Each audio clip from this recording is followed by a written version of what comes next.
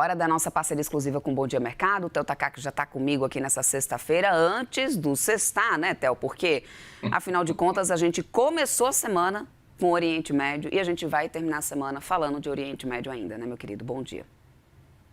Bom dia, Débora. Pois é, parece fita cassete, né? Virou o lado, continua tocando, mesma coisa. Guerra volta a preocupar os mercados globais, diante aí de uma nova escalada dos conflitos no Oriente Médio, com o relato de confrontos entre forças americanas e iranianas nas últimas horas, desmontando de vez aí a leitura dos investidores, vista ao longo dessa semana de que um acordo de paz poderia estar próximo. As tensões aumentaram depois que o Comando Central dos Estados Unidos informou aí que destroyers americanos foram alvos de ataques iranianos com mísseis, drones e pequenas embarcações enquanto navegavam pelo Estreito de Hormuz. Apesar de afirmar que não busca uma escalada militar, o governo americano respondeu com ataques classificados como de autodefesa, atingindo instalações militares iranianas ligadas ao lançamento de mísseis e drones, além de centros de comando e inteligência. O Donald Trump afirmou ontem à noite que os navios não sofreram danos e que as forças iranianas foram completamente destruídas na resposta americana. O presidente também voltou a ameaçar o governo de Teherã, né, afirmando que os Estados Unidos derrotarão o Irã com mais força e violência caso o acordo que foi proposto por Washington não seja aceito rapidamente. Em entrevista à rede ABC, o Trump descreveu a ação militar como um toque de carinho, mas insistiu que o cessar-fogo continua em vigor, evidenciando aí a contradição atual na qual ataques militares convivem com negociações diplomáticas ainda abertas. Já a imprensa iraniana afirmou que os navios americanos foram atingidos após um ataque dos Estados Unidos contra um petroleiro iraniano lá em Hormuz, enquanto emissoras da região relataram explosões na ilha iraniana de Kesh e ofensivas contra instalações portuárias em Bandar Abbas. Com o petróleo ainda operando aí na casa dos US$ 100 por barril, o diretor executivo da Agência Internacional de Energia, a AIE, né, o Faith Birol, ele afirmou que a instituição está pronta aí para liberar mais reservas globais de petróleo caso persistam as interrupções de ofertas aí provocadas pelo conflito no Oriente Médio. A iniciativa da agência visa justamente aí conter novas altas dos preços da commodity, Débora. Pois é, e para além da guerra, né, até hoje temos um dado de emprego importantíssimo nos Estados Unidos. Qual que é a expectativa, então, para o payroll, né, que sai já já? O payroll referente ao mês de abril, ele ainda ganha mais peso para o mercado, né, que busca aí sinais sobre o ritmo da atividade americana, num ambiente econômico em que o Fed já admite os efeitos da guerra passaram a influenciar diretamente aí a trajetória da política monetária.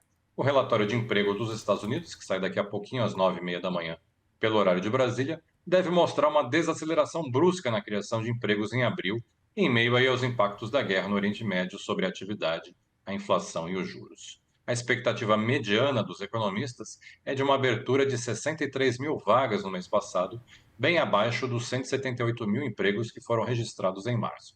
Mas vale a gente destacar que as projeções do mercado estão variando bastante, desde um fechamento de 15 mil postos de trabalho até a criação de 135 mil vagas.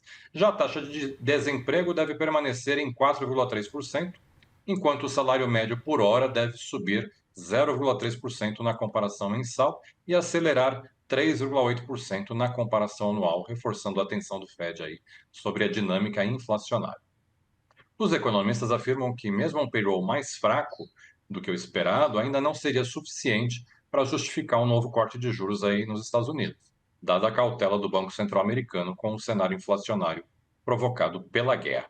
Além do payroll, né, também teremos hoje a divulgação do dado preliminar de maio do sentimento do consumidor, medido pela Universidade de Michigan, que sai às 11 da manhã e é um importante termômetro aí de confiança, inflação e consumo nos Estados Unidos em meio a esse choque do petróleo. Teremos ainda a participação de dirigentes do Fed aí em uma conferência do Hoover Institution, hoje à noite, né? Eles devem participar o Austin Goolsbee, a Michelle Bowman, o Christopher Waller e a Mary Daly. E claro, é sempre bom a gente prestar atenção no que eles têm a dizer aí sobre a política monetária americana. No Japão, saiu na madrugada de hoje o índice de atividade, o PMI composto, que caiu de 53 pontos em março para 52,2 em abril, segundo o S&P Global. Já o PMI de serviços por lá recuou de 53,4 para 51 pontos. Aqui no Brasil, o mercado deve monitorar um indicador importante de atividade, né? O número de veículos novos produzidos no país, que a Anfávia divulga às 11 da manhã.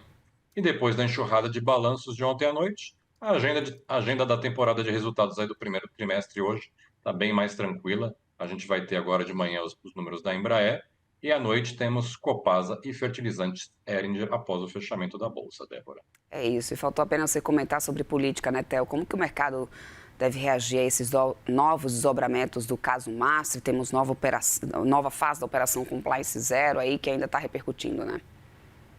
Apesar de hoje ser sexta-feira, um dia que normalmente é bem calmo lá em Brasília, né? O que a gente está vendo aí é um grande burburinho nos bastidores por causa dessa operação realizada ontem pela Polícia Federal aí contra especialmente o senador Ciro Nogueira, né? A operação de busca e apreensão na casa do senador e de parentes em Brasília e no Piauí reacendeu a pressão aí pela instalação de uma CPI para investigar o Banco Master. Esse episódio especificamente representa aí um ponto de desgaste para a base bolsonarista, né? Vale a gente lembrar que Ciro Nogueira foi ministro da Casa Civil de Jair Bolsonaro, né, um cargo-chave dentro do governo, e chegou a ser cotado aí para ser vice na chapa de Flávio Bolsonaro à presidência da República. Essa nova fase da Operação Compliance Zero, né, investiga aí a suposta atuação do parlamentar, a atuação parlamentar, né, do Ciro Nogueira em benefício do banqueiro Daniel Vorcaro, né, que teria realizado pagamentos mensais aí de até R$ 500 mil para o senador, em troca de propostas legislativas do seu interesse, né? Entre elas aí estava uma emenda para ampliar a cobertura do Fundo Garantidor de Crédito, o FGC. Essa operação aí foi um duro golpe no Centrão, né, que ainda comemorava as duas derrotas do presidente Lula na semana passada, com a rejeição da indicação de Jorge Messias ao STF e a derrubada do veto do projeto da dosimetria. Integrantes do governo e parlamentares do PT passaram a associar o caso Master aí ao bolsonarismo, usando a expressão Bolsomaster, né, para ligar Ciro Nogueira e Flávio Bolsonaro a esse escândalo. Por outro lado, né, o presidente Lula teve ontem um encontro bastante exitoso com o presidente Donald Trump na Casa Branca, desmontando aí um argumento dos bolsonaristas de que o governo brasileiro não conseguia manter contato e relações favoráveis com o governo americano desde aquele episódio do tarifaço do ano passado. Agora, né, precisamos aguardar aí as próximas pesquisas eleitorais para avaliar se esses dois episódios irão afetar de alguma forma a corrida presidencial, né, em outubro, Débora. É isso, a gente segue acompanhando também por aqui, meu querido. Muito obrigada, boa sexta-feira, bom final de semana. Até eu te espero aqui na segunda. Bom fim de semana, até segunda. Até Tchau, tchau. mais.